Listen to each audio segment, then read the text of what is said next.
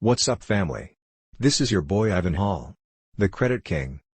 Bankruptcy is a procedure that is designed to relieve debt to consumers who have fallen on hard financial times and cannot afford to pay their existing debts.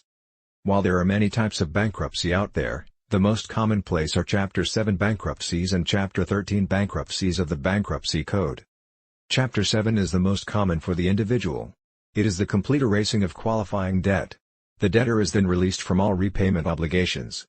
But Chapter 7 bankruptcies are not to be taken lightly. While giving you an immediate fresh start in repairing your finances, it remains on your credit report for 10 years. You will be looked at as a high credit risk and financially irresponsible. Chapter 13 is less harmful to your credit.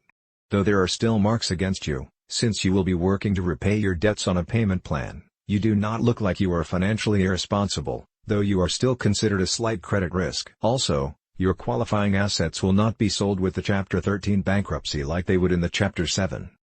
In 2005, an act passed legislation that now makes it more difficult for individuals to receive a Chapter 7 bankruptcies. There are now terms to be followed such as pre-filing credit counseling and post-filing financial education. So when considering to file for bankruptcy, it is important to weigh the sides between Chapter 7 and Chapter 13.